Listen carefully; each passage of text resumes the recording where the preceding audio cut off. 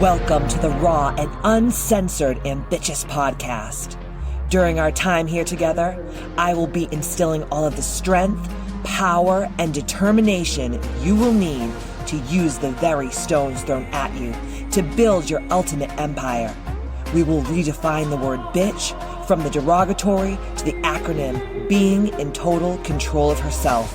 So let's adjust our crowns and prepare to live life ambitiously. Oh, yeah, here I am, the original HBIC, Katie motherfucking boy. And on today's episode of the Ambitchious Podcast, we will be diving deep into my journey on the Reno. This is a signature offering that Dr. Sazia and I created during one of our ambitious business coaching sessions a few months ago, and we have been experimenting ever since. I'm joined today by Dr. Sazia Nowrin, not only my general physician and ambitious business coaching client, but my aesthetics doctor and founder of Numi Aesthetics in Windham, New Hampshire. If you've been noticing changes in sleep, mood, weight, skin, libido, or cognition, or if you're just curious about what to expect, this conversation is for you while you are going through perimenopause and menopause. Dr. Sazia is going to break down all of the signs and symptoms. She's also going to clarify what the Women's Health Initiative really showed and explain evidence-based options like targeted labs, HRT, peptides, and non-invasive longevity-focused beauty treatments, including eye laser, microneedling, and CO2 resurfacing, all things that I've done with her.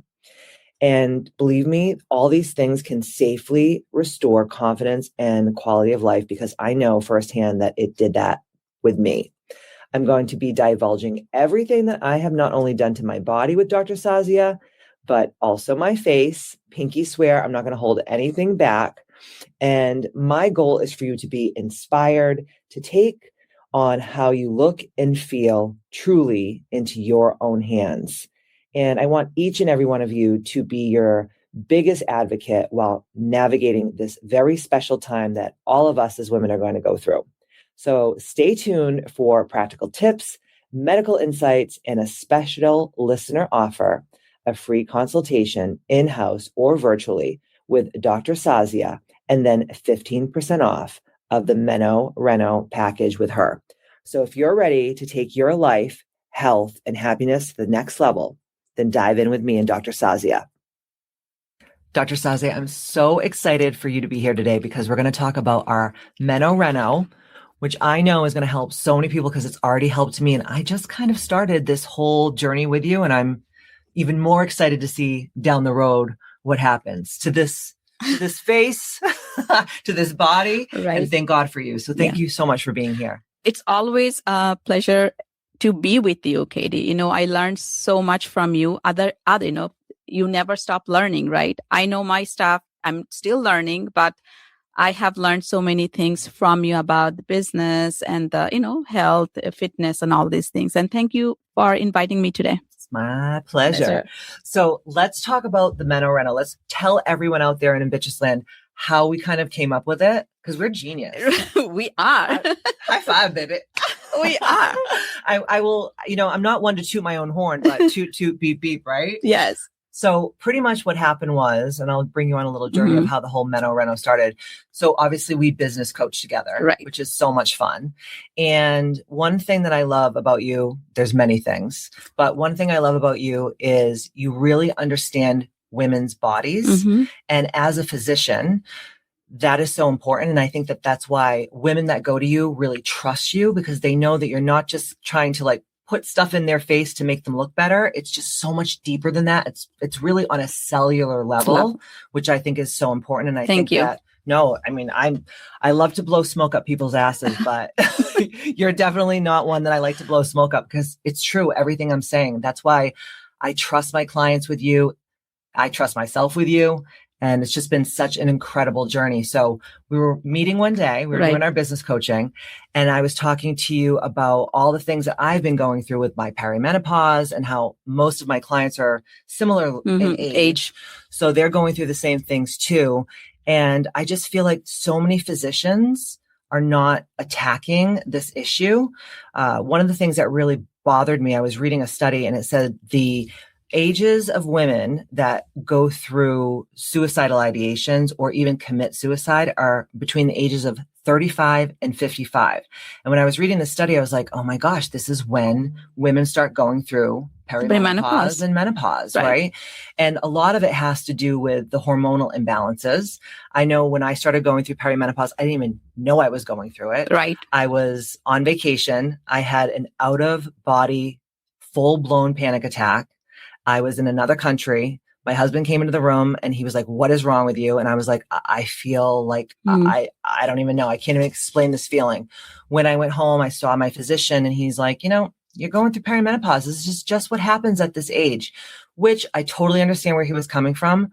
But at the same time, it's like, are you going to help me? And he just said, no, this is just kind of like what happens. Live with it, right? Yeah, live with it. This is just kind of what happens, you know, like your libido drops. And I would be like, yes. And he would just say, oh, have a glass of wine and relax. I'm like, no. It's so much bigger than that. And then at the same time, especially if, you know, I've been in the beauty industry my whole entire life. And unfortunately, so much of, all women, right? They really care about what they look like. And I don't think that's vain. That's not vain at all. Right? Yeah. Like when someone comes to you and is like, I just don't feel like myself. I look in the mirror. I don't even know who's looking back at me. Right. Which I'm sure you hear this all the time. Right? All the time. Do you have this happen to you a lot? Yes. And, I can say that it happens to me as well. Right. So it's, again, I will let you finish and then I will jump on it. No, but I love what you just said. And this is why I love you so much, because you are a woman and you are at that age where you have gone through all these things. Absolutely. So you're not the type of person that's going to say to a client of yours or a patient, hey, this is just what happens. Have a glass of wine and relax and you'll be fine. It's so much deeper than that. So to that point, what were you going to say? I wanted to say that, we say that, live with it, right? And have a glass of wine.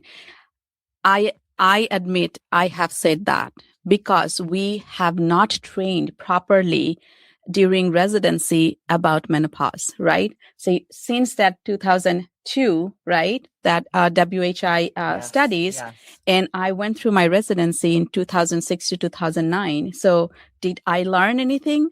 Even you talk to many OBGYN, they will say that they did not trained with, hormone replacement therapy because of that study, right? But as, time evolves, we know more, studies debunk that study, and now we are jumping on the boat to help the woman. We deprived our woman, including myself, from the hormone replacement therapy that will benefit all of us, right? You have to treat someone appropriately. You cannot just start hormone and let them go and do their things. No, you have to know the science. You have to know the risk and, proper management with labs and follow up. And you can make a woman's life much, much better, not just physically, psychologically, and also their skin, because that's also our important part of our life, right? Absolutely. And for the people out there that don't know what the WHI study is, it was the Women's Health Initiatives. Yeah. And can you talk a little bit for the people that don't know about the study and like what actually came out and then how we were kind of sold this bill of goods about hormone replacement therapy? So there were some, flaws into the study that, the women were involved in the study are all over 60, right? So most of them went through full menopause. Right. And they used, conjugated estrogen, which is not bioidentical estrogen, and progestin. So these are the, and they, the study showed three, arm, right? Estrogen, progesterone, and estrogen, progestin. So sorry, not progesterone, progestin. So even estrogen alone arm, it shows improvement, not the increased risk of breast cancer. But in this, and the arm that has estrogen and progestin, that shows increase of cancer risk. Right. So we took that, endpoint and make it a big deal. Yep. And oh my God, all of a sudden a patient was on estrogen and all of a sudden we have to stop that and let her suffer through the life, right? That's what happened. But, thanks to all those provider, taking their part and fighting for our right and make it happen that now we can help women with hormone replacement therapy. So insane. And it's really funny. I was talking to my mom about this a while back when I went on hormone replacement therapy a long time ago, right? So I've been on HRT for almost 3.5 years. And when I first went on HRT, I was telling my mom, I'm like, I feel so good. I feel like I have my life back. I feel like when I look in the mirror, I remember, I remember you. You were fun, right? And she said, oh my God, you can't take this. And I was like, well, why? And she goes, well, do you remember when I had a hysterectomy? And I was like, and obviously I know my mom had a full hysterectomy, but I was kind of like, oh, yeah, where are you going with this information? She said, well, listen, I was 29 years old and she had fibroids and all kinds of issues with her period. And the doctor said to her, listen, I think that we should just do a full hysterectomy. You're not going to have any more children and let's just make that happen. Right. So long story short, my mom went on HRT for like 3 months. That WHI study came out. And her physician called her and he was a great physician. And he said, Teresa, I need you to come in because we need to talk about your HRT. And my mom came in and he said, there was just a study. I just read it and I have to take you off of HRT because, I love you. You've been under my care for years and years and years. And I don't want to see anything happen to you because you have cancer that runs in your family. Right. So my mom at 29 years old with no ovaries, nothing, goes off of HRT. Now my mom is 69. So do the math, all those years with no hormones, right? My mom has osteoporosis. I was at a party with my mom when I was younger and someone hugged her and broke her ribs just from hugging her. Oh my God. She's had both knees replaced, both hips replaced. She's had all these issues. My mom had terrible skin laxity. And I feel so bad for my mom because she's like, I just wish that, she'll say to me sometimes, well, Dr. Sazia gave me some Botox. I'm like, Mom, that is not where you're going to start.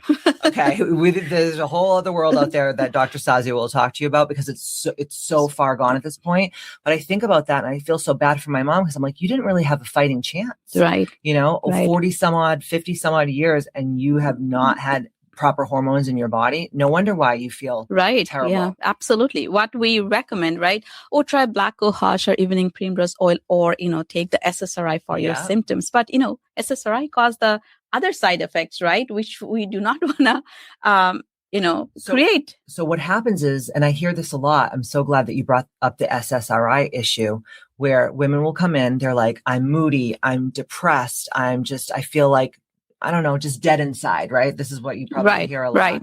And then a physician will say, here's an SSRI, right? Here's an antidepressant. And it masks the symptoms. Right. But then like you just said, it causes all these other side effects. So what are some side effects when people go on SSRIs for this issue? What will happen? Main side effects is loss of libido, right? Yep. So They all feel like shit.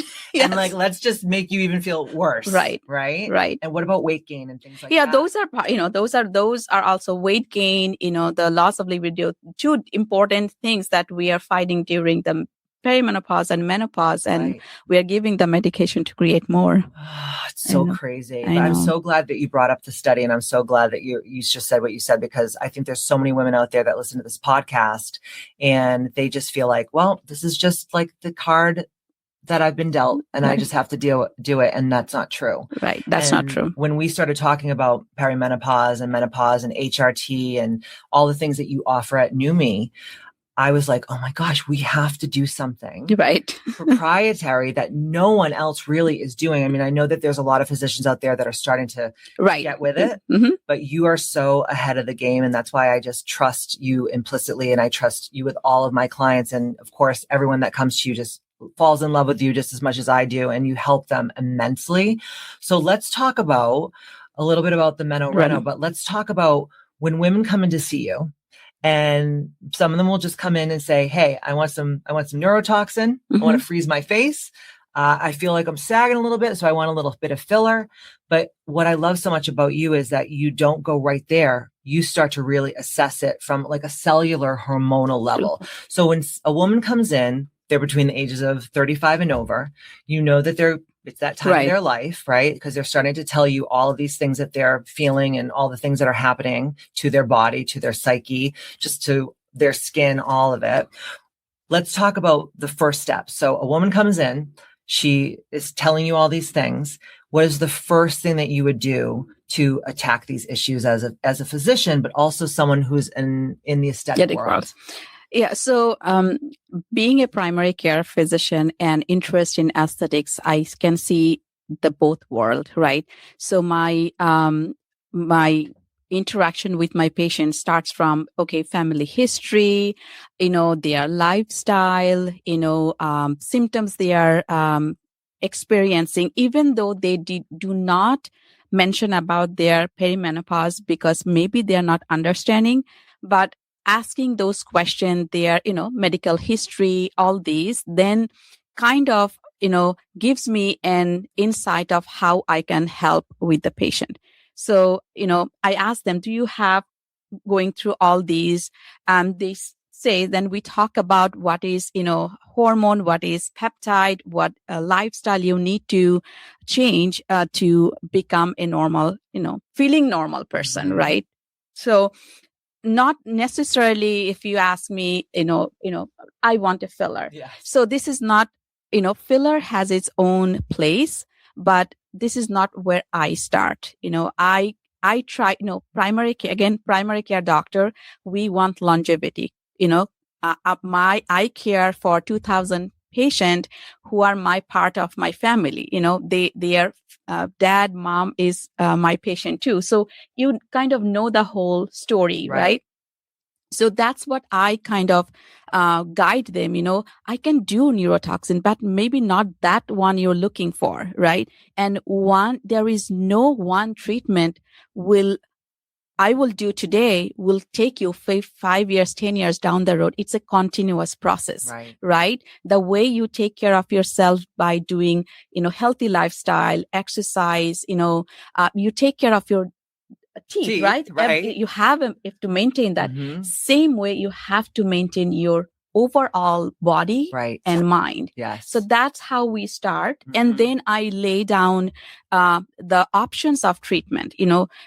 Mind one thing, after menopause, your instability of the hormone kind of stabilizes. The beast is perimenopause because your hormone will bounce back in 24 hours. Yes. If I do a hormone test in the morning, it's not going to give me the whole month of your, it's that window. Yes. So perimenopause is the beast and very difficult to treat. Okay. You don't feel like yourself, you're not gonna, you're gonna be maybe, anxious or depressed, and you're not going to take care of yourself. It's like a vicious cycle, one after another.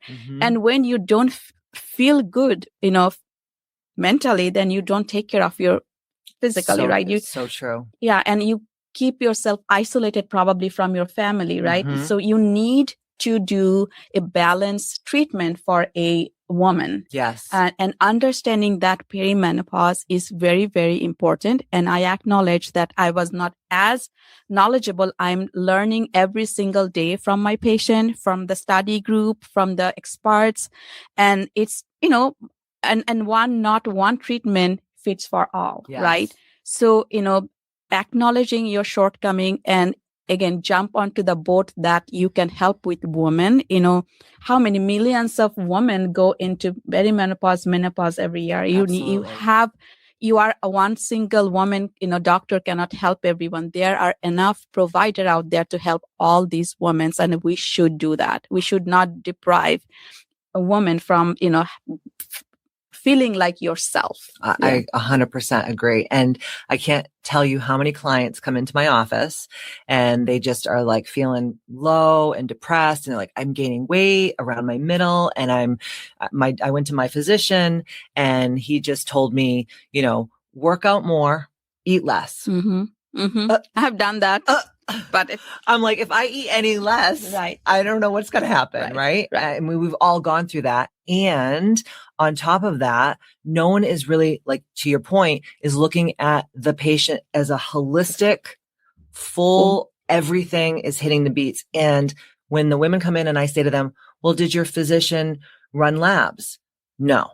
Did your physician do this? No. And so when I started talking to you about Meno Reno, which we didn't know that's what it was going to be called until afterwards. But when we started talking about that, I'm like, Dr. Sazia, you're going to help so many people, and you're going to help the men too. Because if their women are happy, then they're not going to, because like Matt was like, there was days that I could see out of the corner of my eye. He was like, oh my God, who is this monster that I married? Because it's almost like when you're going through perimenopause, you go through these crazy mood swings or things that used to not bother you. Yeah, will bother you. Like the other day we were driving to dinner and Matt had a piece of gum in his mouth and he was like, "Mwah, mwah, mwah, mwah, mwah," and I could just feel like my body was just like shaking. And I just looked at him and I go, open your mouth. And he was like, what? I go, spit that gum in my hand. And he was like, are you kidding me? I go, I can't take this anymore, dude. This is like stressing me out. And he was like, you never used to, that never used to bother you. Or like, we'll be laying in bed at night. Right. And, you know, he's sleeping and he's just like snoring. And I'm like, oh my God, I'm going to kill you. And I will like hit him. And he's like, what the hell? And I'm like, you're snoring. And he's like, who are you? So like these little tiny things that you think are normal, they're not normal. It's your hormones, and the hormones are affecting how your brain is working. Right. And you know that, you know, your estrogen and progesterone receptor, not only in your private part, right? It's all over your body, including your brain. Yes. Right. Yes. So that's why we feel the entire body feel the deficiency of the estrogen and progesterone. Yes, 100%. Yeah. So when you have a woman come in to see you and you start following the breadcrumbs, when she starts saying like, oh, I'm gaining weight and my skin is starting to sag, and the things that I used to do, like working out and eating a certain way, they're just not working for me anymore. And I'm waking up at 3:00 in the morning every night and I can't go back to sleep, and I'm sweating and I'm angry and I want to punch puppies, you know, like just so sad. Yeah. Right? When the women start saying this to you, what is the first thing that you start to do? So number one, you're like, okay, let's run some labs. Of course. Yeah. Right. And the labs that you run, are there specific labs that you run? Yes. So, you know, if you talk to different group of providers, right? You know, I'm a traditional family practitioner, so there are provider in functional health as well. You know, it's a two kind of different worlds. So, if I am in my primary care office and they wanted to run the labs, right? There are not many labs that I can run, but I can do basic labs to check their hormones. And if they're in perimenopause, but still running, you know, having their period. So you guide them when to go for the labs to check for those labs. As I mentioned, right? Hormone fluctuates even 24 hours. So, and another thing I wanted to say, when we jump into this, you know, hormone replacement therapy world, before that, if we do the labs could be normal. Labs could be normal. And what we have said, oh, that's normal. You know, you're fine. Just, you know, deal with it.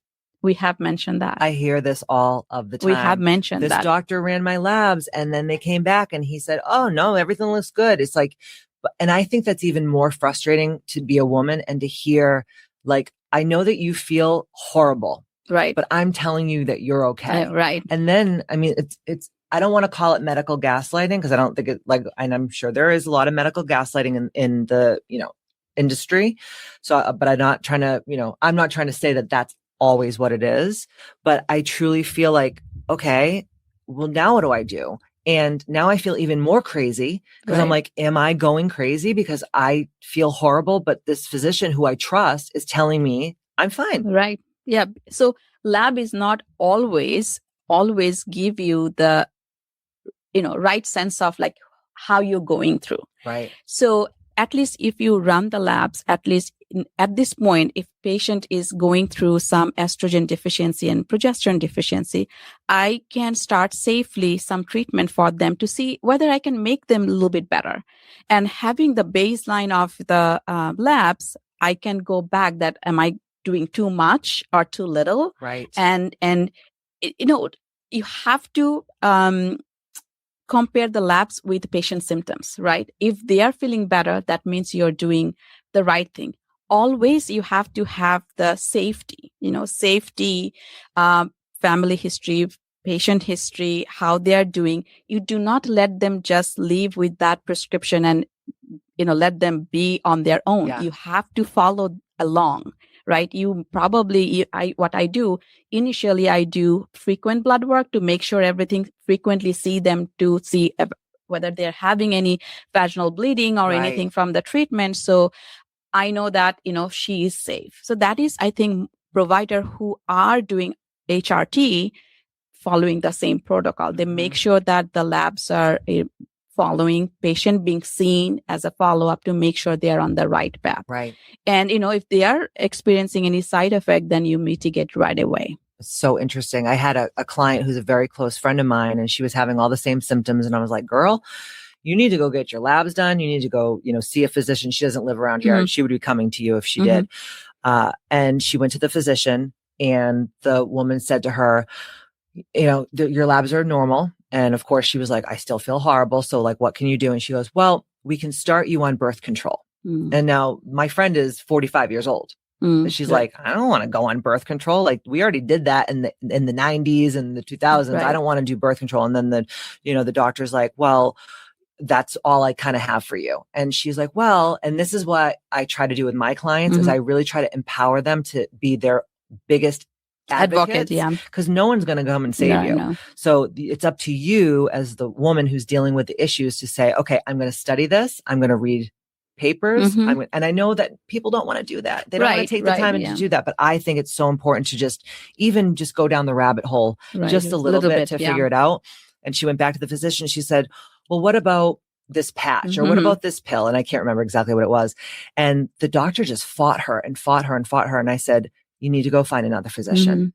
And she did. And as soon as she did, the next physician that was working with her was like, yeah, we're going to put you on this patch and we're going to do this cream. And within like 2 weeks, she's like, I feel like a different person. Right. And I think that happens a lot too. And what I love what you do is what you just said. You're not just like, here's a pill or here's a cream or here's a patch or whatever, or a shot. Right. Bye.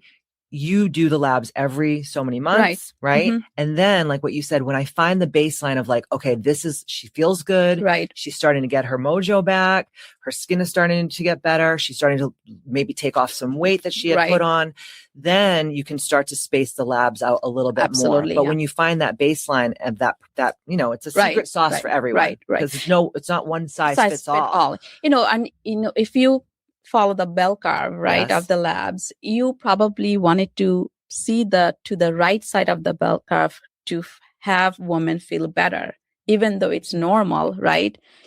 But patient is having symptoms, so you need to do something. Again, we were tied before, but now that evidence is showing, studies are out there, we should help women, not, this is their best time of the life, right? The kids are grown, they are settled, but they are having all this perimenopause. I know, it's so not fair. Not fair. There's like an old saying, like, youth is wasted on the young. Have you ever heard that old saying? I heard that, yeah. And it's so true. It's like, God, my kids are off to college now, and me and my husband can travel. We have money. We have, time to take off. And then I don't want to have sex. I feel fat. I feel ugly. I don't want anyone to see me in a swimsuit. And I don't want to do this. Right. And so it's so upside down, but with your help and other physicians out there that are ahead of the curve that are actually helping people, it's just so incredible to know that there's people out there like you that are going to help them. I want to ask you a question about, to go back to the WHI, that study. I know that a lot of people say you can't just take estrogen by itself. You can't just take these things by yourself. You have to do these conjunctions because they're saying that the progesterone, progestin. The progestin. So this is why I'm not a physician. This is why Dr. Sazia is here. So the progestin has to be tied with the estrogen because that is going to make sure that you don't have these female cancers, because Right. what they were finding, they were correlating estrogen alone without progestin was causing these cancers to proliferate. Was that Right. what? So, if you take oral estrogen, right? Oral estrogen, there's many caveats to it. Oral estrogen and progestin. Remember, it is conjugate equine estrogen. Okay, so That's it's horse. It's yes, horse estrogen. and a progestin. That is the problem. I think progestin is the problem.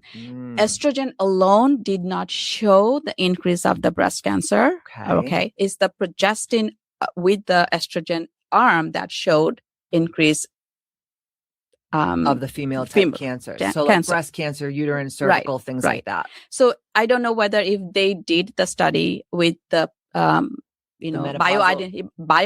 micronized progesterone, probably would be different, right? So if I have to treat a woman with intact uterus, I will definitely do micronized progesterone. So I do not make. It's an endometrial cancer, right? Yes. We are worried about. So the estrogen itself doesn't increase the thickness of the endometrium, and having the progesterone, that thickness is controlled, so you don't get the hyperplasia or the cancer. Wow. Right. So that's so interesting. And who knows this? No one. Like if you're just a mom and you're like just dropping your kids off at soccer practice and you're like working and stuff, you're not thinking about all these things. Right. We don't.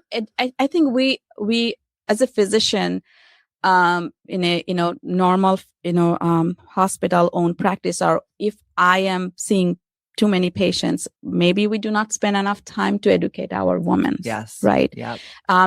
Information is out there. Yeah. Sometimes we get angry or frustrated with all the information, but I think you always have to advocate for yourself. Right. The more you know, the better. Right. And we are talking more about, the topical preparation of estrogen, which doesn't increase the risk of, heart, clot or all, clotting factor, because it doesn't cross the liver, right?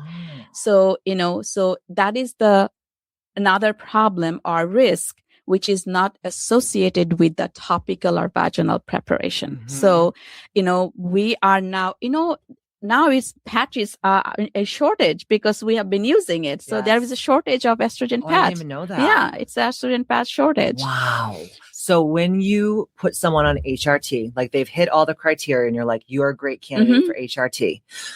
What are some of the different ways that women can get the HRT? Because I obviously have been through it. So I was given, a plethora, like you can do a patch, you can do cream, you can do injections, you can do pellets, there's all these different things. So what do you like the most? So I tend to like cream or patch as an estrogen and progesterone pill.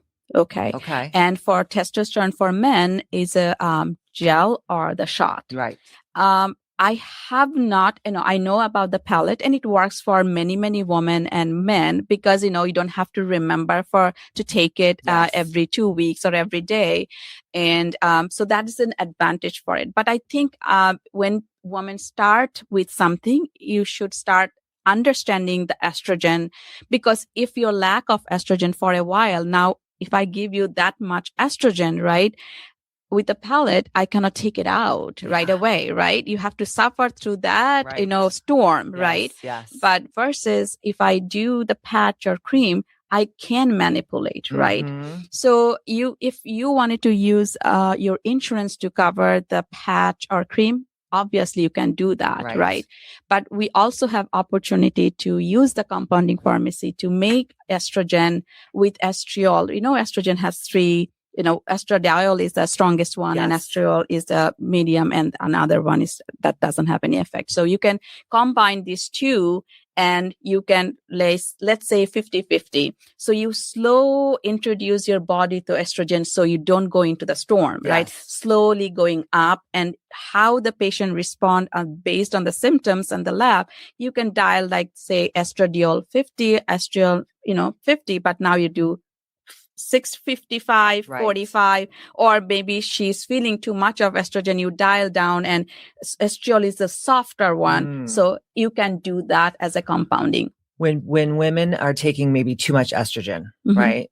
what are some of the side effects that they'll come in and say, oh, I feel this way. And you're like, oh, you're probably taking a little bit too much. Are there some certain factors? Yes, they probably get more anxious, not liking how they're, their persona at that point. And, if a progesterone is high, they probably most women, I think 85%, I could be wrong, but close around, they tolerate the progesterone well, but 15%, 10%, 15% women cannot tolerate progesterone because they get more restless. Really? Yes. How interesting. Yes. So, I have not seen anyone, but I have heard from other provider that it can do that. That's so crazy. Right. Yeah.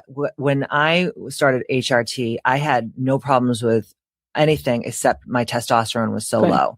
And that was causing, because even though they're all different hormones, they all do very specific things, right? Yeah. So, sometimes if you take too much testosterone, you get a little aggressive, which I don't need any more of that. As you guys know, you may have hair popping acne, out of places that you don't want hair, right? Acne, hair loss, right? Things like that. Horny. What is it? Horny. Oh, too horny.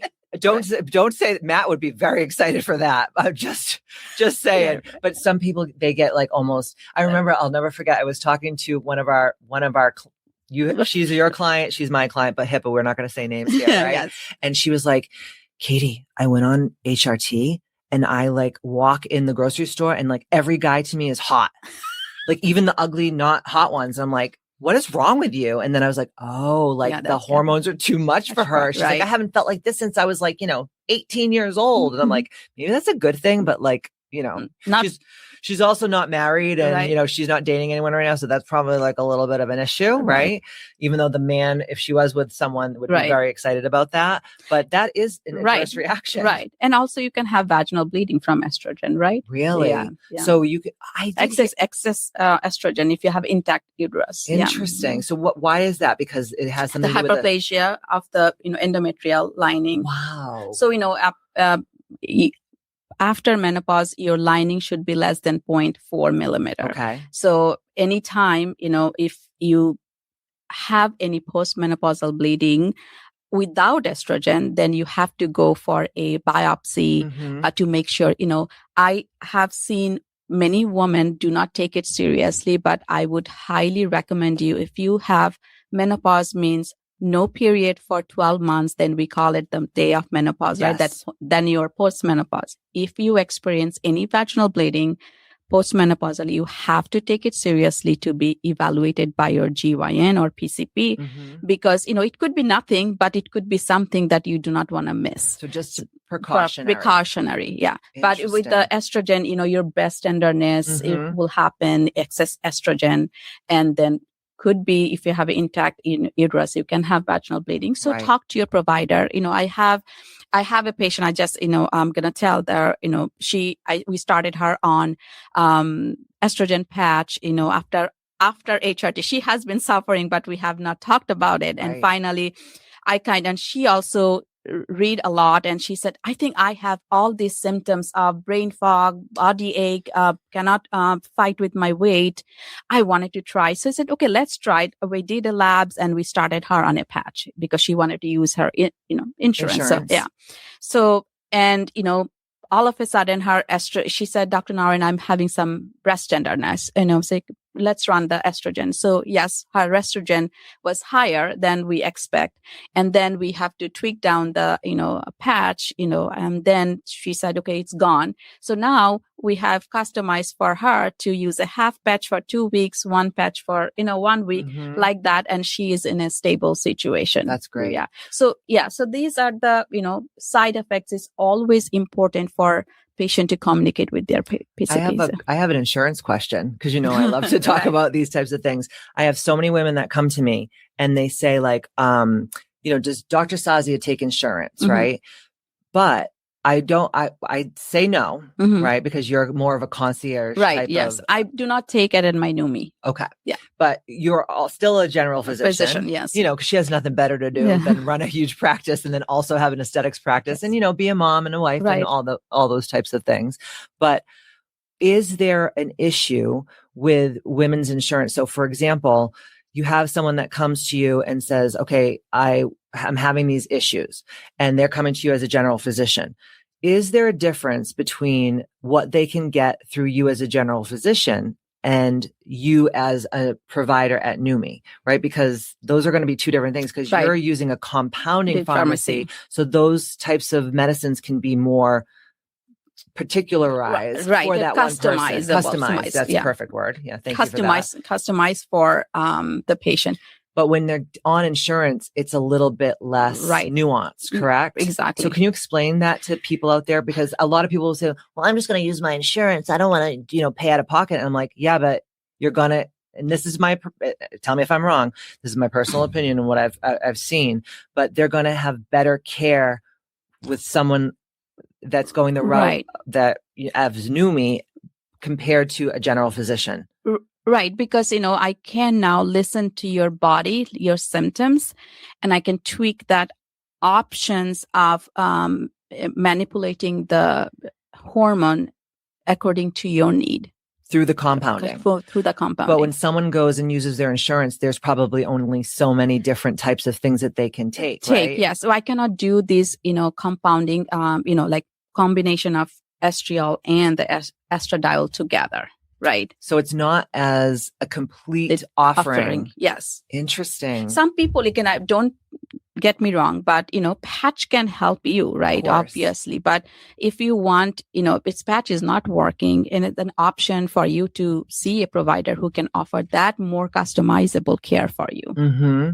The other thing I think is, and again, you're the expert, but I see a lot of men, right? So my clients' husbands, because they start seeing my clients will go to you, right? And they'll start feeling amazing.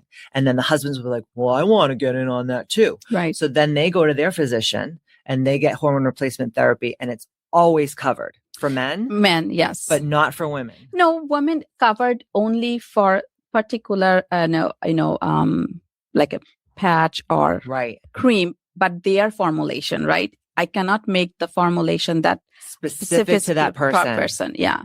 So that's kind of, yes, I feel like, if I can customize like as I would prefer that, but at least I will not be hopeless now if someone have an option to use their insurance, and at least they're not going to be, let's say they're not going to be 100% all to their self, but let's just 50%, 60%. That's better than 0% that we use not to do that. Because before I even knew you were alive, thank God you're in my life now, thank God. But before, when I was going to my other physicians, I would see like men coming in for their HRT, and their insurance paid for it. And then all the women that are sitting in the same waiting room have to pay out of pocket. Right. So why is that? Isn't it always the case? This makes me very mad. We are all mad, if they had erectile dysfunction, Viagra came right away, right? Girl. So think the about world would it. I always say this, and I don't know if you agree with me, but it's like if you, like to your point, if a guy's wiener wasn't doing his thing, the world would literally burn to the ground, right? It would be like 911. But if a woman is having similar symptoms, but just different, we're still going through a horrible time. Right. We're just like, yeah, you'll be fine. Have a glass of wine. Go take a bath. Exactly. Relax. Exactly. It's so frustrating. It is very frustrating. It's just, as a physician, as a woman, it's not fair. It's not. So this has been going on and in the world, right? Do you think it's going to change? We always hope for the best, right? And there are strong women providers are fighting for it. So hope we will make a change. Thank God. We should be positive about it. Yeah. But I just get so angry. I know. Not only you, many women gets angry, and as a provider, female provider, we get angry too. Well, I'm glad that you said that, because I have so many clients that are just like, it's just not fair. It's not fair. Why are we different than the men? And it's like, and it just makes me like want to be like a feminist and burn my bra. Right.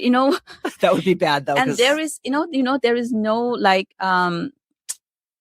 treatment protocol for women to use testosterone, right? We use the men testosterone for the woman. Yes. Well, that's what I have to take. Yes. See? And at first, like when I first got on HRT, because again, they're trying to titrate, they're trying to see what's good. And I remember the first couple months, like all my hair was falling out. I was having some hair loss. And then I was like, oh God. And you almost get to the point where you're like, is this even worth it? Yeah. Thank God I just put my head down and I was like, no, this is going to work, because I felt better, but I was having some adverse side effects. As soon as I got the perfect dose for my body, and it probably took a good 6 months. It will be. Yeah.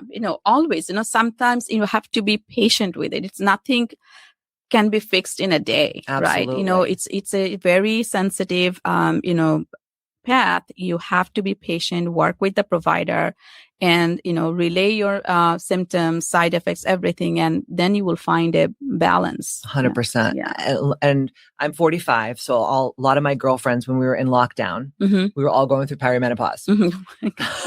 God help us all. So that was one of the worst couple years of my life, because we go into lockdown, and I felt like when we went into lockdown, I was like, I feel so good about myself. My weight was under control. I felt strong. I felt like I looked good. And then the deeper that we got into lockdown, I just started gaining more and more weight. And then I just started feeling like crap. And then I had no libido. And we all know as women, when you look in the mirror and you don't feel sexy, right, you don't really want to have sex. Exactly. Even though men are like, I love you just the way you are. You could be 700 pounds and what? And it's like, no. But you do it for yourself, right? You have to, accept, it is hard when you feel inside good sometimes, but you're not showing up. 100%. So I started feeling, as soon as I went on HRT, I started feeling better. But I will say, when you get your hormones dialed, then all of a sudden you're like, I want to work out. Right. I want to take better care of myself. I want to drink more water. I want to eat better. Right. Because like you were saying before, it's a direct correlation. Right. And the uglier that you feel and the fatter you feel, and it just feel worse and worse and worse. And it just doesn't get better. It gets worse. Right. And you get into this vicious cycle, right? Yes. It's easy to get into this vicious cycle, and in getting out of it, it's hard. Yes. Hard. But I love that you take the hormones and then you get the women on the proper hormones, whatever, their blood work says. Right. Then when you get the hormones dialed in, and say a woman comes to you and is like, listen, my hormones, I feel amazing, but my weight's not budging. That's when you start to, at Numi, you start to pull the different levers of the weight loss peptides, which I think, we've talked about this on the podcast before. I just feel like the weight loss stuff gets a bad rap. Yes, because, again, we as a provider, we fought, right? Why do you have to take something synthetic to lose weight? But unless you go through the stages, you will not know what that woman go through. Yes. Right. 100%. So as Katie said, we always recommend, exercise more, eat less, but how less you can eat, right? Come on. Right. But is the menopause changes everything in your body that, you're doing everything, but you're not losing anything. I can tell you countless, appointment that patient cried. They cried, say, I don't know what to do, Dr. Nowrin. I'm not losing any weight. Right. I'm at my wit's end. Right. And I was very stern. No, I'm not going to give you that peptides. No, you don't need it. You don't do this, do that. You actually fought that for a while. Yeah. But then, You're so honest. Yeah. I love you. I honestly said, oh my God, another patient is looking for the weight loss medication. Okay. But, it is hard for most women who go through the perimenopause, menopause, weight gain, and, they're probably doing everything, but they're not losing weight. And that's little dose. If that gives them a full confidence in their body, mind, and they are, now they are exercising most days of the week, eating healthy, and they look. I just saw a patient today, and she was not heavy, but she gained weight 20 pounds and, she couldn't lose weight, right? She was trying. She's a single mother. How old is she? Around? She's around 40. Okay. And, work, single mother. So she works, long hours. And I said, you don't need it. I told her you don't need it. You. And then she said, but I don't feel myself. Right. Okay. So then she, somehow I convinced and I started her on.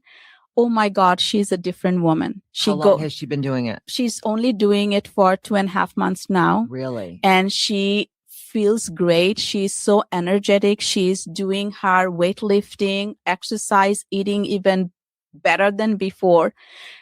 And that doesn't make me feel bad that, okay, even though she is not obese, but the benefit she's getting from that losing few pounds, the motivation she's getting to do more better, lifestyle for her. Yes. Why not? Right. Because it's a chain reaction. When you start feeling better, the weight starts to come off. You're like, oh, I want to go to the gym. I want to. And it's just this whole snowball effect, Right. And we actually, I think it's like if people are not saying that they're taking the medication because of that taboo that, she's doing it, that she's Ozempic face, so she's doing it. But, this medication has been, I was listening to a podcast of a weight, obesity specialist, and she said, this is the medication we should invest because this is the medication gives you the best, result other than, signing up for the, meal plan. Yes, that's not easy. No.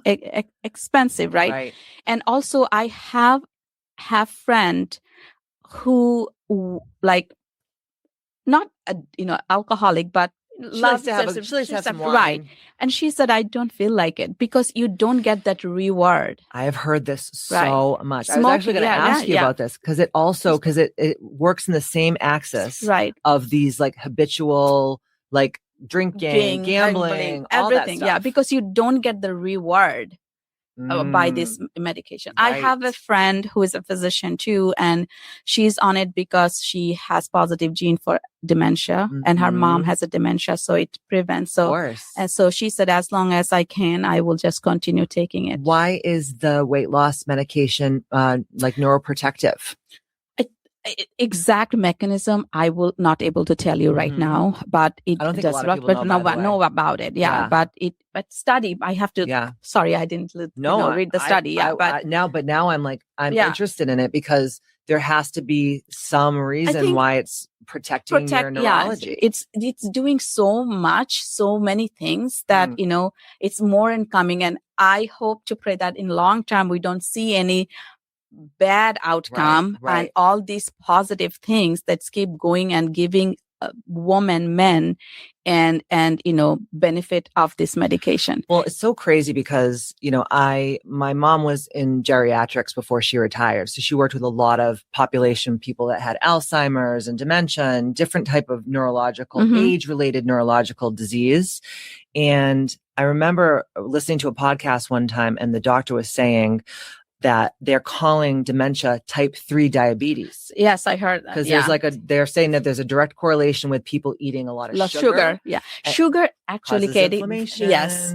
So sugar is the culprit for everything. It's the devil. It tastes so good though. So good. Yeah. But it's the inflammation. The inflammation causes many other cascade of reaction that affects the body. So really, truly, inflammation is the root of all of these issues with with perimenopause, with menopause, because I don't know when you went through what you went through with your perimenopause and menopause.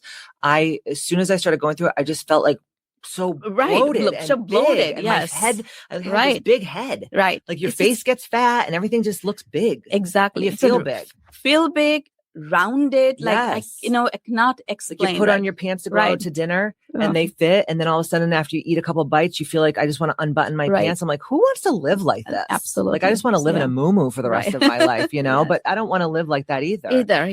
But I think it's so interesting because a lot of people, and I've heard this so much, I've seen it on social media, I've heard it from people I respect, that they're like, oh, taking these weight loss medications is the easy way out. But that's not true, because if you're doing it the right way, and I know that you tell your patients and clients, you have to eat right. You have to hydrate, you have to move your body, and you have to lift weights. You have to do resistance training. Exactly. The way we tell our diabetic patient, medication is another tool besides your diet and lifestyle. It cannot be only a tool. Same thing with obesity is an epidemic, right? And obesity can cause a lot of cancers, right? So, and think about the cost of healthcare from the obesity, right? With the chronic health problem. All of this obesity causes from obesity. And if this medication can help you to reduce that, that obesity, why not? Why not? In a perfect perfect profile, right? You manage the patient's labs, make sure they are not contraindicated to take the medication, and they are just not relying on the medication, doing the other things. Like exercise is the one most important thing that can prevent your cancer, your heart disease, and everything. So just do not rely on the medication. Do your other important lifestyle changes, which is so important. So true. The other thing I think is really interesting about peptides as well is that people think that these things just came out of the air, like this scientist was in a lab and found this thing. But No, peptides are naturally occurring amino acid chains in the body. So GLP-1, GIP, and then we have GLP-3, which is like the glucagon, right? That's the third. That's what the retatrutide, which Eli Lilly right now is trying to patent, right? Yes. So talk a little bit about each one. So semaglutide, or what is the is it Ozempic? Ozempic is semaglutide. Right. So that's a GLP-1. Right. So that is its own branched chain amino acid profile. And then you have GLP-2, which is the tirzepatide. There's a GLP-2, which is GIP, and GLP. So it's a double agonist. Double agonist. Okay. And then we have the retatrutide, which is triple agonist with glucagon. And they say that's going to be it. Yes. That's going to be like the holy grail of weight loss. Yeah. And on top of it all, I've been reading, because I'm a nerd. Yes, you are. I think peptides more. I have to acknowledge, admit, peptide more than me. Well, you are so good at what you do, and I can give you a couple little pointers every so often. But, my story with peptides, I've healed so many different issues that all came because of perimenopause. Right. Because what is the triple threat of perimenopause in women? Frozen shoulder. Yes. Joint pain and plantar fasciitis, which I had all three. And as soon as I started taking peptides, within days, I was felt like a different person. So I started the HRT. Then I got on the peptides, not weight loss peptides, more healing peptides. Right. And then on top of that, now that this retatrutide is coming out, hopefully soon. Yeah. Right. Hopefully soon. I was reading a study that said that, whatever the end stage of fatty liver disease, so not caused from alcoholism, right? So being overweight and not having it's a metabolic syndrome, right? That can cause, fatty liver disease. And that's horrible. Yeah. Fatty liver disease can turn into a cirrhosis in a long term of the liver. So you do not want that. So you do not want the metabolic syndrome to affect your body. So exercise, eating healthy, all these can help. So, but the retatrutide, in the study said that they had all these patients that had the stage fatty liver disease, non-alcoholic. And within 4 weeks, it totally reversed. Yes, taking retatrutide. Yeah, that's what I heard. So it's amazing. It's amazing. Yeah, hopefully this will be. And they're also saying that the retatrutide is going to keep the muscle. Because that's the one thing with like the GLPs and the GIPs is and I've seen both sides of the fence. I have seen too. Right. Yeah. I'm sure you have patients that are they're working out, they're eating right, and they're taking the meds and they feel amazing. And then you have the women that are like, I'm just going to sit on my butt and take the shot and then blah, blah, blah, blah, blah. Right. And that's when you see these women who have the Ozempic face, right? Yeah. This is like a thing that they're calling it, which is laxity of the skin. And also muscle sarcopenia, right? Muscle loss. Right. Yeah. So they're not eating enough protein. They're not working out. So now they're losing weight on the scale. But I would rather be heavier on the scale, but look good. I think, it's a psychology. When people are heavier all their life, I think the numbers play a trick on their brain. Yes. I think that is part of it. I also think it's generational. Right. Because like your daughter, she's Gen Z, right? And my stepdaughter's Gen Z as well. And they're like body positivity. Right. Like you're beautiful at every size, which I wish that I grew up in that era. Right. Because we grew up in the era of like fat-free cookies, right? Work out 3 hours a day, like do all this crazy stuff. Like we were probably all anorexic, going through anorexia nervosa, and we didn't even know. Right. So I think that if you can take a medication, do the lifestyle changes, not abuse it, and then also take care of your skin. And we're going to talk about that in a second. That's how Reno comes, right? That's where the Reno comes in. So we wanted to give you today all this information, which is so important because again, it's the advocacy, right? People, I don't want people just because someone, and please don't take this the wrong way, but just because someone's a physician does not mean they know everything. No, it cannot be. Right? If I say that I know everything, then I'm doomed. Yes. You learn every day. You learn from your patient, you learn from your peers, you learn from everyone. So, and medicine in an aesthetics is constantly changing, and you need to keep up with your knowledge about, I may learn something yesterday that completely changed maybe tomorrow based on what 100%. Studies and all these things. I do agree that you learn every day. You, as a physician, you may Which is not, amazing. I'm a primary care physician. Do I know in depth of every cardiology or nephrology? No. Well, that's why they're specialists. But yeah, that's why they're specialists. Right. I'm the gatekeeper for my patients to do their basic thing and to see the right right. You need to go see a cardiologist. You need to go see this person. Right. So that's really awesome. Now, as far as the skin stuff goes, because this is when we get into the Meno Reno part. So you got your hormones dialed in. Dr. Sazia's got your hormones dialed in.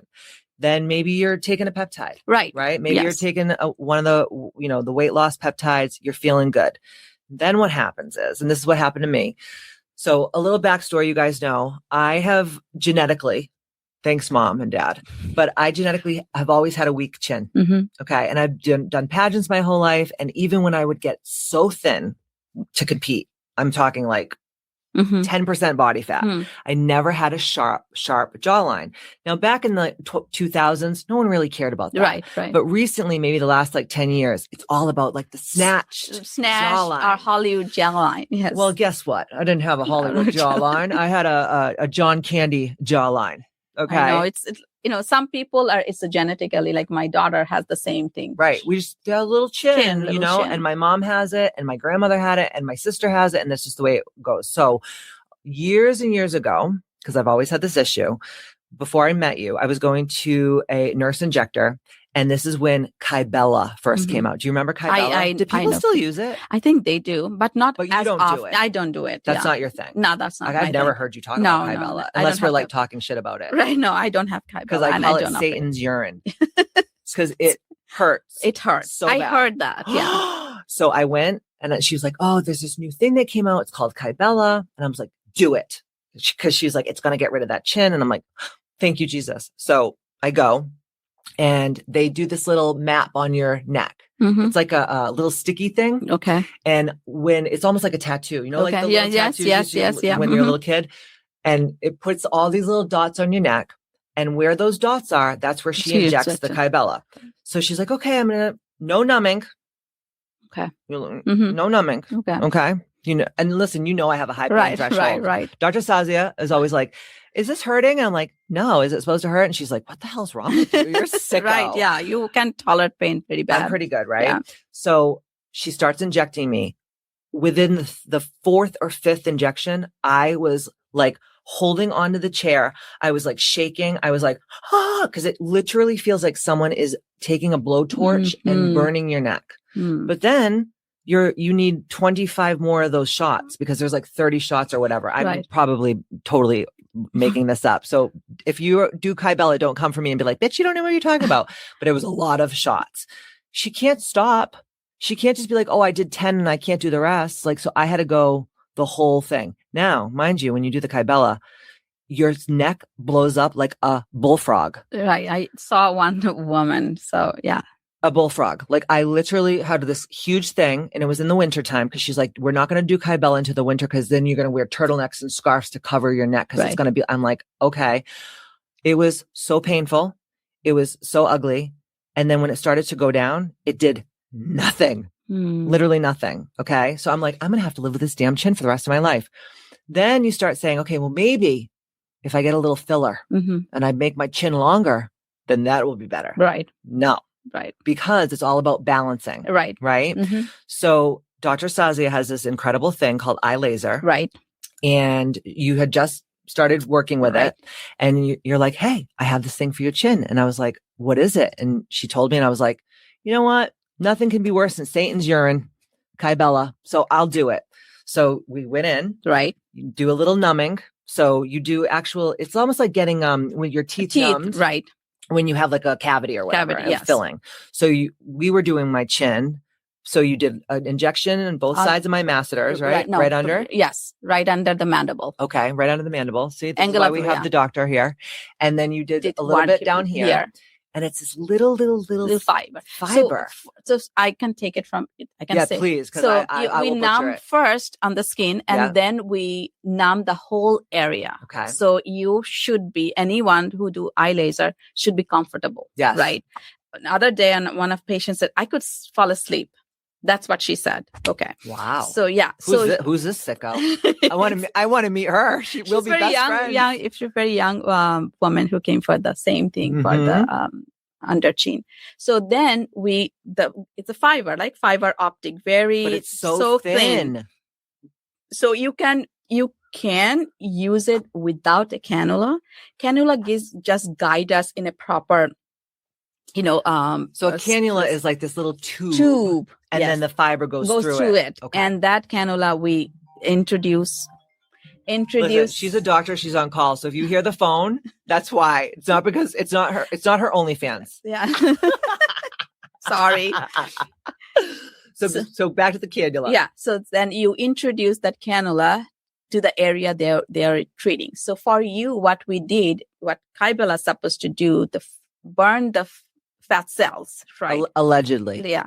Burn the fat cells. So, and it cannot be back. And then your body just like you pee it out. Pee it out. Okay. It goes through your lymphatic channels and you pee it out. On top, when we, burn those fat cells, the skin get looser, right? Yes. Right.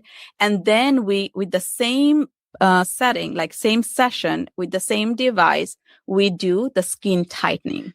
So that's what we did for you. Yeah. As our Meno Reno program. It's amazing. So when you actually, because I was obviously having it, but I've seen you do it on other people and a chicken. Yes. Remember when we did on the chicken? Exactly. So Dr. Sazia had literally a full roaster chicken. Yes. Not cooked, obviously. And she was showing us one day with the chicken how it works. And I was like, come on, this can't be.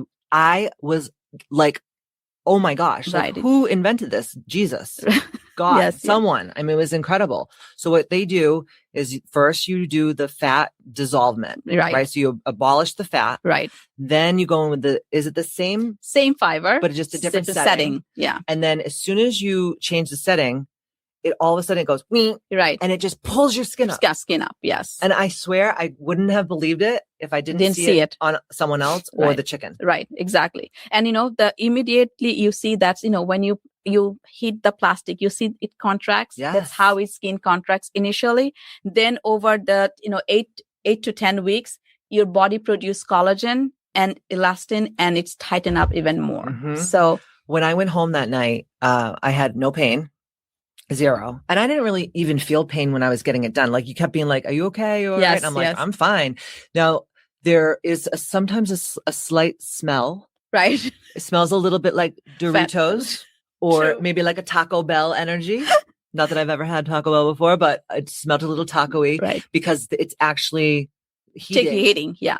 And so, and you hear a little bit too. It kind of goes like, yes, you can hear that. So if you're like one of those people that you're freaked out by that. Yeah, we can put the little earplugs. Yeah, right. Yeah. And I went home that night and you gave me my little chin strap that was very sexy. Mm-hmm, very sexy. And I wore that all for days. Right. And it was nice because I just said, okay, Dr. Sazia, I'm going to come in on a day where I don't have anything to do for 3 or 4 days. Right. No one has to see me in the chin strap. Right. Okay.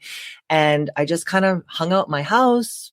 I did my CO2 mask that you gave me. I just kind of took it easy. And honestly, I think it was we did it on a Thursday or Friday. I think Thursday. Yeah. And then by Monday, I was back at work and no one even knew I had anything done. Of course, I talk about it. Right. Because all my clients oh my gosh, tell me about, your eye laser or whatever. And I was right back at work and no one even knew I had no swelling. It was really I think you take care of your skin so well with, healthy lifestyle and everything.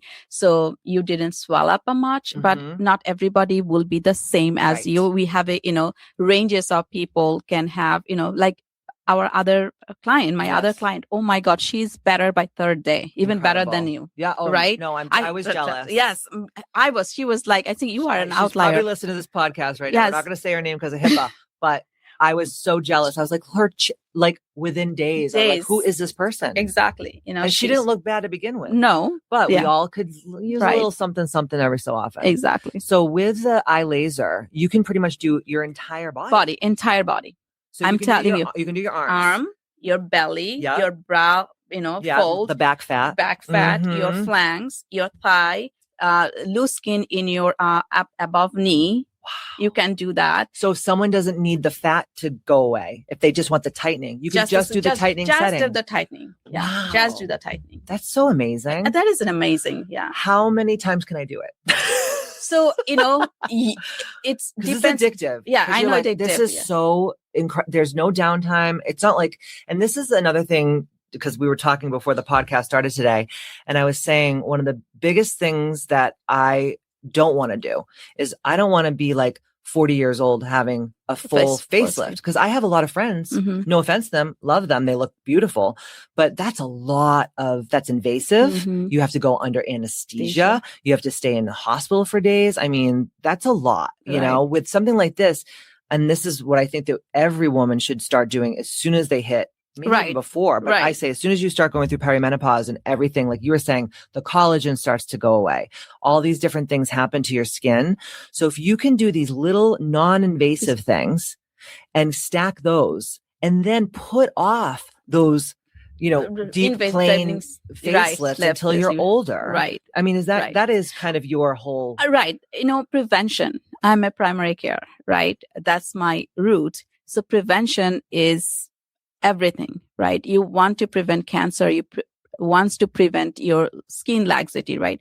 Some are genetics. I know we cannot, change that, but you can change a lot of things in your hand, right? How you live your lifestyle. So exercise and eating healthy comes, right?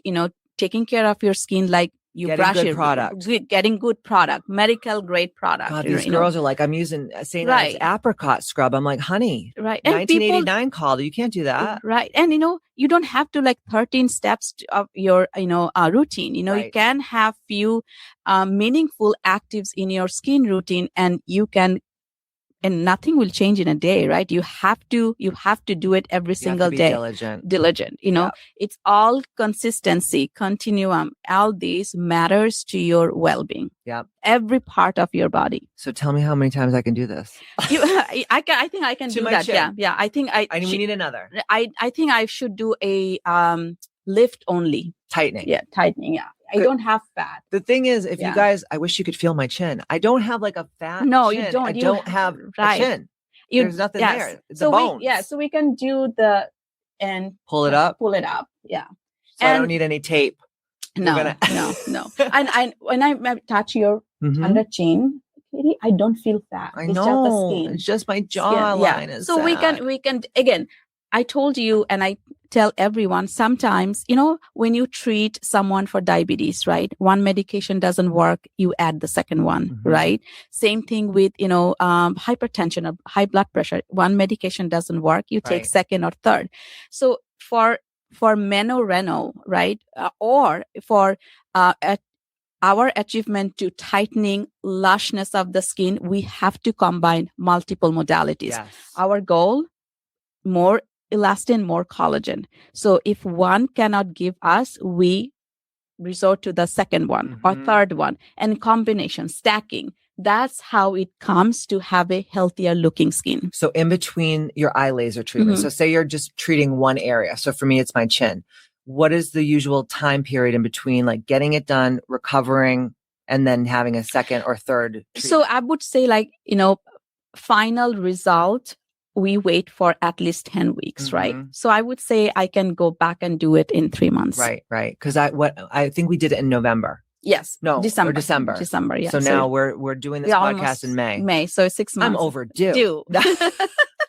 See, thank God for her. But we did something else. Yes, right? I want to talk about that too. Yeah. And I want to also bring in the stack, because the word stack just kind of clicked in my head. So we did the eye laser.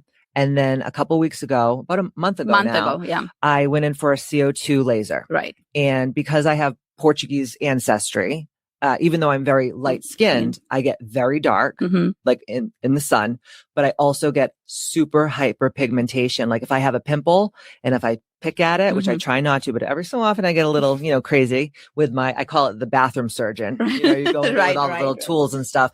And every time I'm like doing it and I'm like, oh, I love it. And then all of a sudden 3 days later, it's just this purple mark that doesn't want to go away. So to that point, what do we do? So we pre-treated your skin for a month with the hydroquinone. So that I love that stuff. I want to be on it all the time. No, you can't. I know. Only 3 months. It just makes your skin so like, I don't know. I know. Just does something to it. It just like takes out that darkness, right? Out, yes. So we pre-treated for what, a couple weeks with the hydroquinone? I think more than that, right? For Katie? So. Oh, maybe like 4 weeks. I think I did 4 weeks for you. Okay, so we pre-treated with the hydroquinone. Tell us why you do that for women of color. Right. So just to, I could have done without it, keeping your setting. So CO2 laser, more safe skin type. So we have skin type 1 to 6. So 1 to 3 is more safer because they don't have that much of melanin, right? The white ladies, yeah. So for me and for you, I cannot do CO2 laser safely, like a higher, strength because the hyperpigmentation, right? So if I wanted to CO2 laser, yes, I can do it, but the one that is very low setting, so I don't get, and I can do pre-treat my skin to be on the safe side. If someone is very prone to hyperpigmentation but you want to get the benefit of the CO2, pre-treat yourself, so that you are not, your melanin are not producing melanocytes, overproducing melanin. And after CO2 laser, when you done healing, you could go back to use it for another couple of weeks. You see all these people like on social media who have had like really adverse reactions to these lasers and they're very ablative, right? These people are going like hardcore ablative. But I was watching something on Instagram on a reel and this girl was like, she had all like these grid marks all over her face and they were not going away. And then come to find out her mom was Spanish. The doctor must have not had taken that into consideration and treated her, right? But with you, we did the pre-treatment.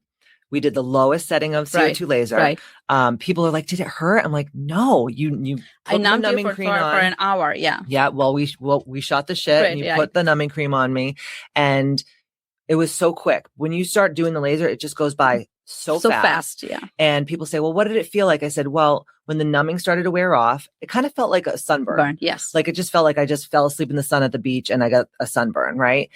But the next, you gave me the CO2 mask, which I put on at night before I went to bed.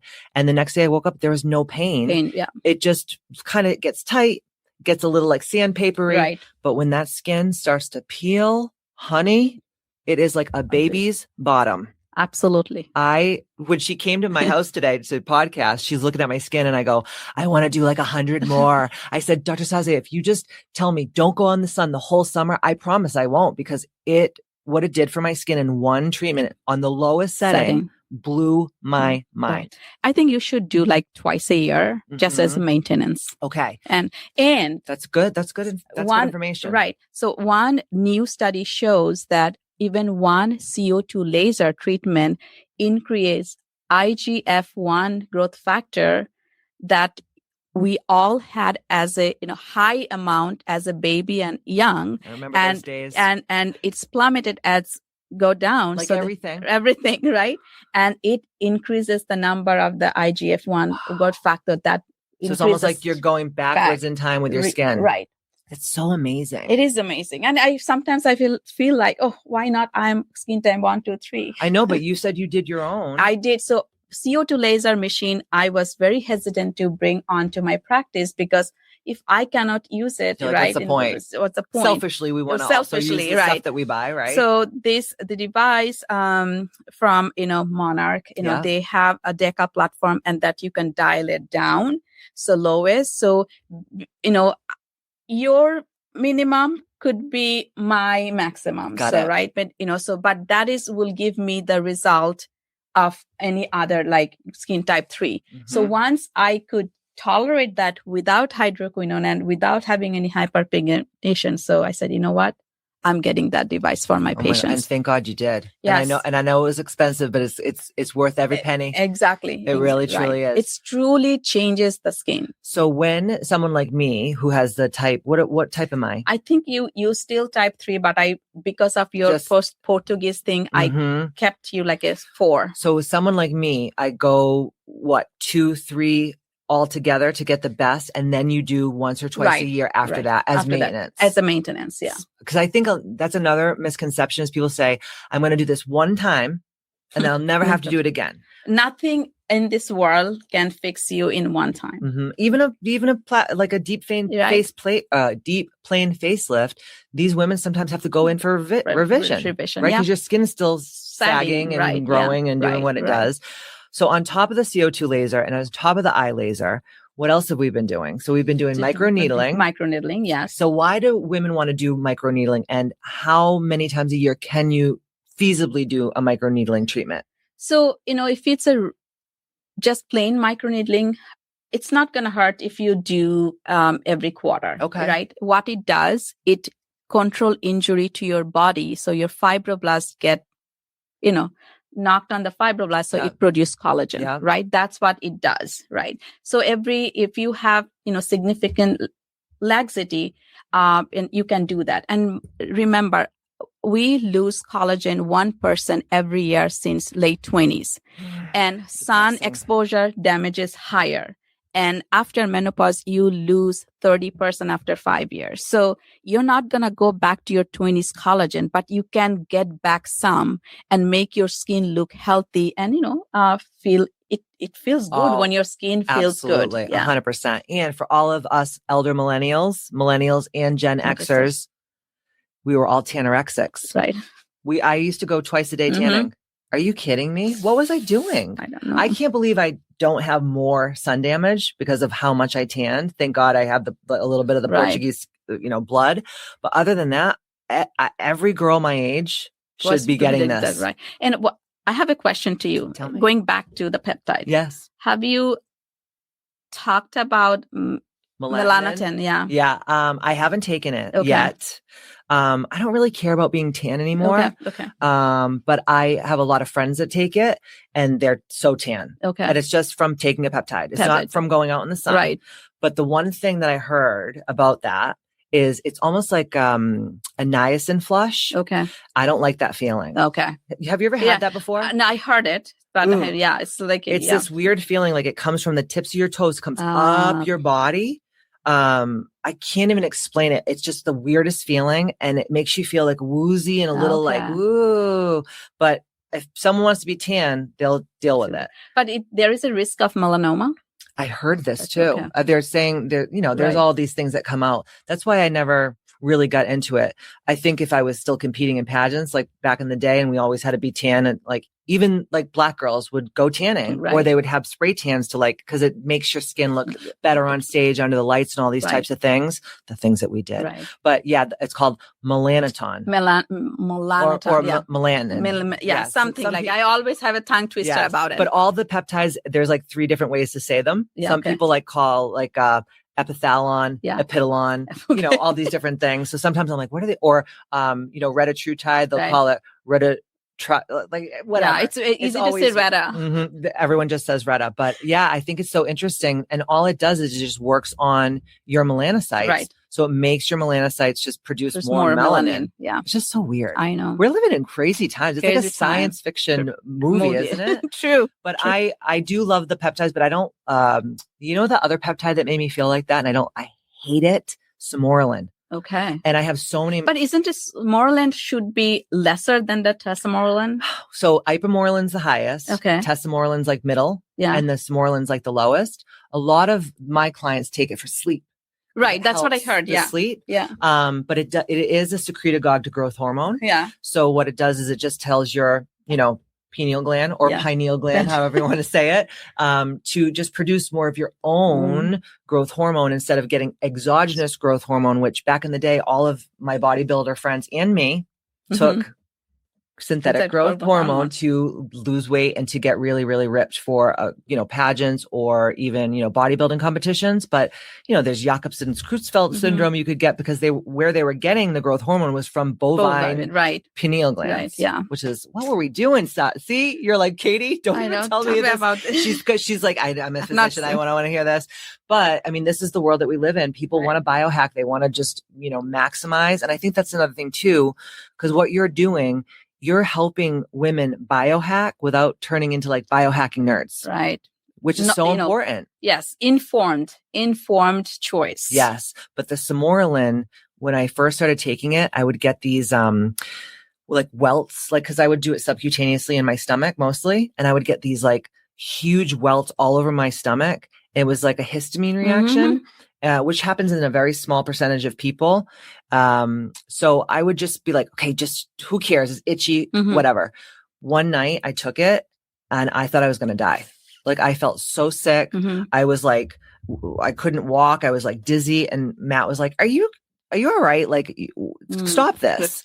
So when people come to me and say like, hey, I want to do Smorelin, I'm like, this was my experience. Doesn't mean it's going to happen to you. I have a couple of my clients now, through my medical director who does the peptides for me, and my clients, I have one on it. She's like, I swear by this. It has helped me, put on muscle. I sleep like a baby and I don't have any adverse reactions. I'm like, God bless you. Right. But for me personally, I don't love that. And I started doing research on it because, I have to like figure it out. And a lot of times they say that when you take these secretagogues to growth hormone, if you have damaged mitochondria, which who doesn't, right? If you're over 40 years old, what's happening is the powerhouses of the cells are not working properly. So you're having this kind of like contraindication with the Smorelin. So what you have to do is go on a peptide that first fixes your mitochondria, right. like a MOTS-c or epithalon or pineolon or something like that. But not many women are going to be like, I'm going to give myself 10 shots a day. Right. That's true. I'm a special. Right. I'm a special case. Right. I think that I have like a death fear. I think like most people do, but I was always like obsessed with like not getting old and not dying. Maybe I don't know what happened to me in my past life. I have to go talk to someone about that. But when I was younger, I was like, I just want to be as pretty and as happy and healthy as I can for as long as I can. So that's why I really started getting into the peptide stuff and, the HRT and all that, but it's not for everyone. Right. And I do not push it on anyone. I try to be a good role model where it's like, this is what I'm doing. And if you want information, I'm more than happy to talk to you about it, but I don't ever like push it down anyone's throat. And you're the same way with what you do. That's not going to work. Like it doesn't work with even kids. If you force anything. No, it's the opposite. Right. Yeah. Someone has to convince that it is benefit, risk, and they're committed to do it. Absolutely. Yeah. And then obviously on top of everything else, like you do my neurotoxin. So what do I do? You do Juvo. Yeah. People always say Botox, but Botox is just the grandfather type. Right. Yes, it was like the first one. First one. It's all the neuromodulator, botulinum toxin. So that's a different, brand. Right. Some are more potent than the other. And there are a couple of, it's with peptide like Daxxify. Yep. And, they are peptides, not a protein. So, and so there are newer versions coming. Right. Every so often. It's so cool. Right. And then as far as like filler goes, once you get to the place where you're like, okay, I've done my eye laser, I'm on my HRT, I'm taking my peptides, I'm eating right, I'm working out, I'm drinking my water, I'm trying to get 8 hours of sleep a night. Then you can start getting into the more aesthetic stuff, which is really, it's like the neurotoxin. And then the second is filler. Filler. Yeah. So, as you're balancing your hormones, so that's going to help your skin as well. Right. But it's not all. So you have to have a skincare routine with a good medical grade, some actives that has meaningful improvement. Plus, and you do have to have a maintenance, like you go to a dentist, every 3 months, you probably wanted to have a medical grade facial or medical grade, or microneedling. You can pace it out. Our goal is to get you more healthier and, hydrating skin, youthful skin. So these are, right? So for you, let's see our Meno Reno, right? For eye laser, we did we achieve goal, probably not 100%, but let's say 75%. And then we CO2 lasers to improve your texture, tone, and all these, right? Also some tightening as well. So now after looking all this, then we have to go back again to tightening. You know, most of the time eye laser one is enough, but depending on, sometimes you do not want to heat the tissue too much, then it causes more swelling at the one incident. So for you have to go back. And if we achieve the goal and you're happy, then we don't have to do anything. You just maintain your microneedling, your CO2 laser, your neurotoxin. Every 3 months for neurotoxin, microneedling you can do every 3 months, CO2 laser twice a year. And if I feel like, okay, let's do a little bit of filler to extend your profile picture, and that's it. See, and you know what I love too about what you do compared to so many other injectors or doctors that are in aesthetics is you don't want to make someone look like not themselves. Yeah, and this is me, right? If I'm natural, my patient will be natural. I've been studying this a lot lately because, that's what I do. And what I have been seeing, I don't know if it's just a curve that's happening or whatever, but all of the big lips and the overfilled faces and all this stuff, that is so going out of style. Absolutely. I'm so glad. Me too. And I'm glad that I came to aesthetics when regenerative, preventive, this is coming, biostimulatory, these are I think that's, I can deal with. Yes. Because to me, in my opinion, this is the future of aesthetics, is the longevity. And it's not like, let's make your lips huge. Right. And, I have friends that they don't even have lines in their lips anymore. Right. But that's normal, right? Little bit of lines. I mean, you need some lines in your damn lip, right? Because when they get so big and they get so stretched, and it's just like, whoa. And I think that because of like how it had been like with the Kardashians and all this stuff. So all the things that people were doing like in the 2015s or whatever, getting the big butts and all this stuff. Have you noticed that all those people are getting everything dissolved and everything removed? Yes. And I think it's just this oversaturation where now people are like, I just want to be a better, more improved, healthier, happier version of myself. I don't want to look like someone else. Right. And have you noticed that in the aesthetic world, everybody's face looks the same? Like all these women, they all have the same look, the same lips, the same chins, everything. And it's like, you lose who you are as a person. Exactly. Yeah. And I love that you're so conservative with that. I'm kind of conservative in it, don't take it otherwise. Filler has its own place and I will do that. We do it full facial balancing with filler and thread, and now that I have the eye laser, I try to, because it's more like, not putting anything, many of my patients do not want to have filler. So I have this tool to improve their skin quality, laxity, double chin. So I do have my fillers in my toolbox, not the first one to go for it. But you don't use it in the way where so many of these other injectable doctors and nurses have been doing it for so long, where they're just like making people, it's just so over exaggerated. Right. But they also, I think they are also doing it now, knowing the industry, knowing the trend. I think they are also doing it facial balancing. Yes.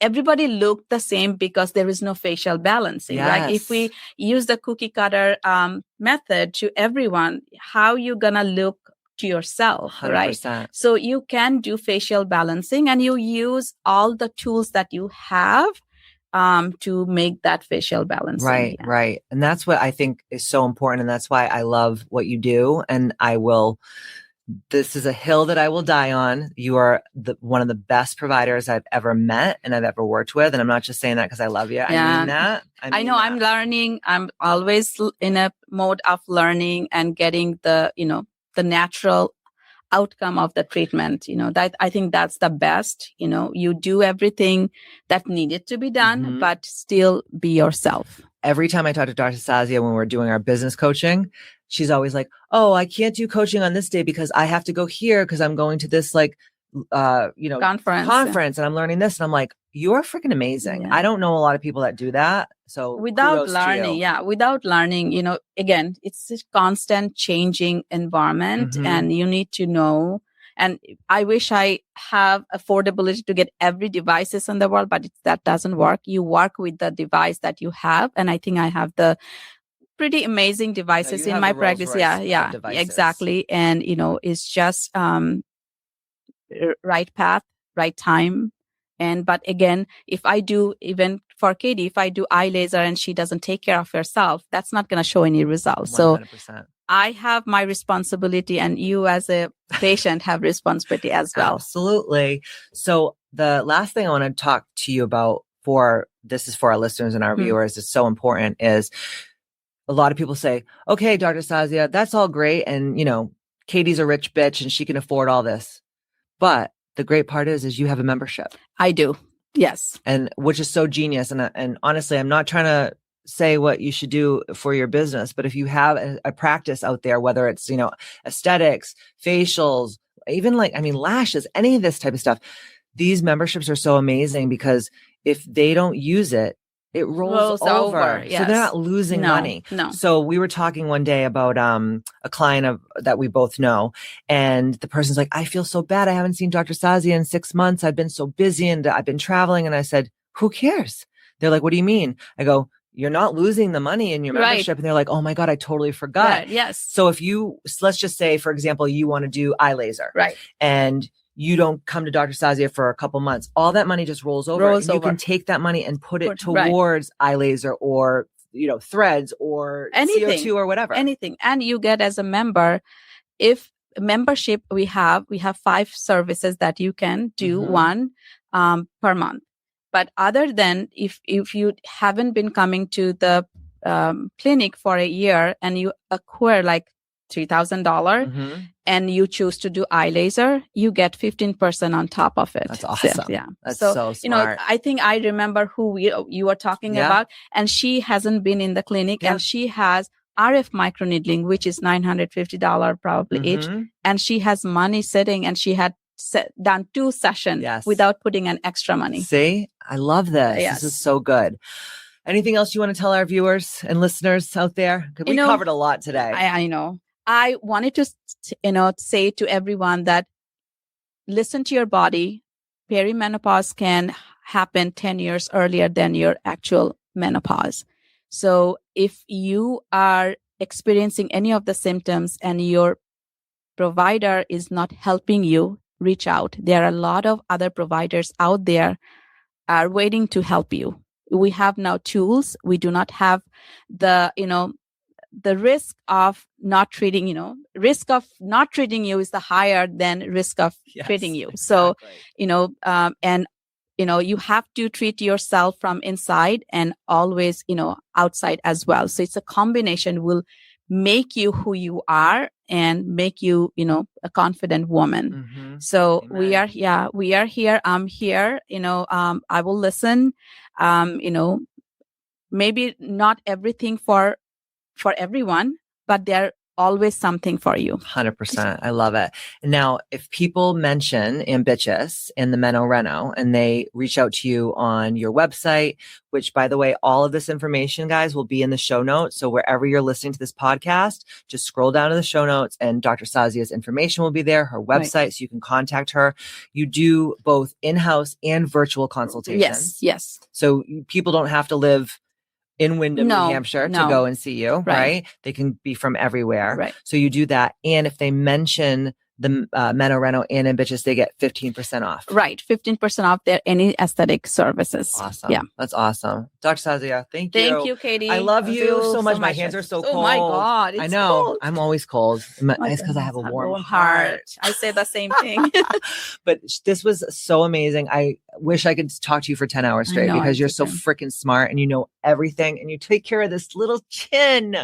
God help us. I will also be for going forward, we're going to be also on social media doing all the Meno Reno. So you'll get to see all this stuff happening in real time. Because one thing people say to me all the time, like, oh my God, you're so crazy. You just like put yourself out there. I'm like, Yeah, I want people to see, like, I'm a normal person. I go and get these things done. It doesn't hurt. It's not that Right. big of a deal. And I think the more knowledge you have, the less you're nervous about Right, things. exactly, And it's not yeah. that big of a deal. Right. You know? Yeah. It's Knowledge is power. Amen, sister. Thank you so much for being here. Thank you so much. I love you so much. And I know that all of my girls out there in Ambitchious Land are going to love you just as much as I do. And in the meantime, don't forget to stay ambitious. And I will see you next Tuesday.